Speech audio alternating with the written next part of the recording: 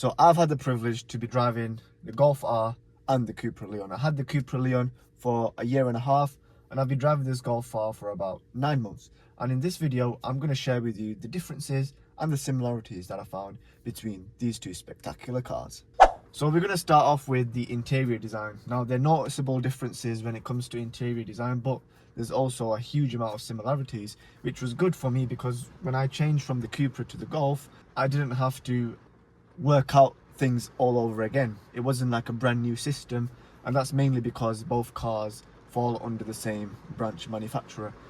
So like the mirror controls, the light controls are the same, the reading lights are the same, the center console is pretty much identical. The only thing they've done is swap the gear stick and the key holder around. The glove box is the same, the temperature controls are the same here, the window controls are exactly the same, the pedals are exactly the same, the stalks here, the indicators, the wipers are literally carbon copy of each other. And very importantly, the way you navigate the digital dash and the cruise control settings are literally exactly the same. So that's very important because you don't have to figure out how the cruise control works, because each car is very different sometimes and it does getting used to, but with these cars you don't have to worry about that. But that being said, there are some noticeable differences, and a lot of it is to do with the design of the car. So the door handles are very different. Cupra had a different style, a different material,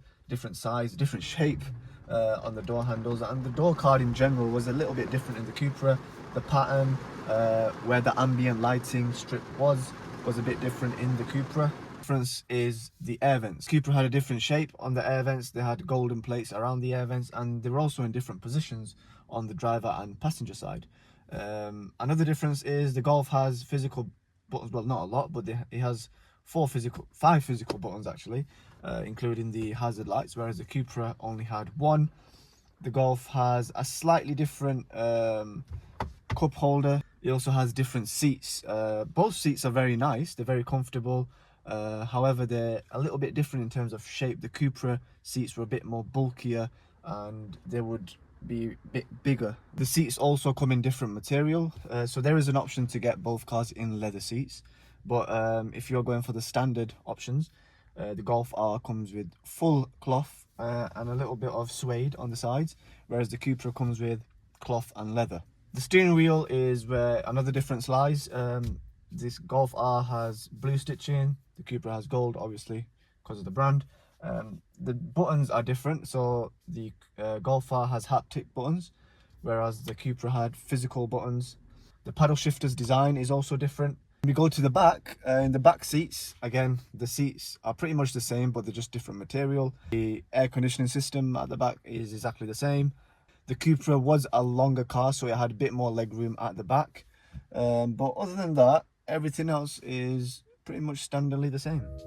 So now we've seen both of these cars on the inside, now it's time to take it on the road and see just how different the Golf R is when it's driving compared to the Cupra. So now driving this car, I'm going to firstly test it on comfort mode and see how it varies to the comfort mode of the Cupra Leon. But what I found is both cars are very similar in comfort mode. They both are very, very comfortable. Now obviously it's comfort mode and it's supposed to be that way, but given the sporting capabilities that both these vehicles have, they do a pretty good job of giving you a very good, smooth, quiet drive. They're not really far off other diesel cars. Both these cars do very well, and they could both easily be daily drivers. You know, the comfort mode provides a good balance between smooth drive and fuel consumption, although both cars, as expected, won't be as good on fuel as compared to a diesel, for example. They have pretty similar MPGs. I would have expected the Golf R to be less economical, but that's not really the case. Obviously it depends on your style of driving, but on average what I have found, they both have very similar MPGs, which is good. Especially for the Golf R, because it can do a lot more. Now the real difference in both these cars comes in the sportier setting. So the Golf R has race mode and the Cupra has Cupra mode, and this is where the Golf R really thrives. There's a huge difference in what the Golf R can do on its sportier setting compared to the Cupra. The Golf R just feels like a monster of a hot hatch. Cupra was quick. I'm not saying it's not quick. It didn't have that hot hatch kick to it the way the Golf R does. Like, as soon as you put this bad boy into race mode, my god, it's a different animal. So yeah, this is where the difference is. It's on performance, and this is why the Golf R costs more than the Cupra. Obviously there's a difference between the drivetrains. This is a 4-wheel drive, the Cupra is a two-wheel drive, which is probably one of the biggest reasons why that distinction between both cars feels different. It's why the Golf R feels much quicker. When it comes to motorway drive or driving on longer journeys, I think both cars are very similar. They both do a very good job, and one of the reasons they both do a good job is because of the seats. You know, the bucket seats are very comfortable. The Cupra, they're very different style of seats. The Cupra seats are much more bulkier from the sides and a bit bigger. They're also a different material, but they both provide you great comfort, and combined with the comfort mode that I mentioned earlier, they both are very good cars to use even on long journeys. Now, you won't expect to be in this car for long journeys, but they have made these cars very good for longer journeys as well. So now the big question: which car is better?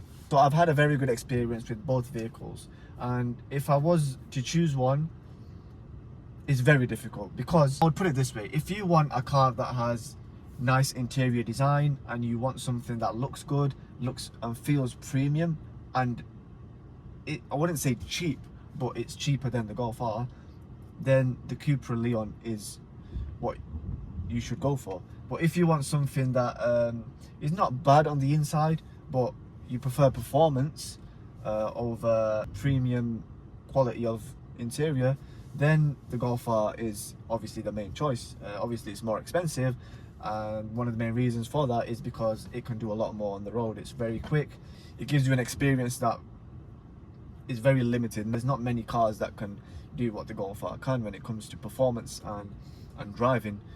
If you like interior design, Cupra Leon. If you like performance, fast, adrenaline, Golf R. I've not tried the VZ3, which is the quickest version of the Cupra Leon, but I have heard it is good, but because it's a two-wheel drive, it doesn't feel as good as the Golf R when it comes to driving. But I can't make that conclusion yet because I've not experienced it,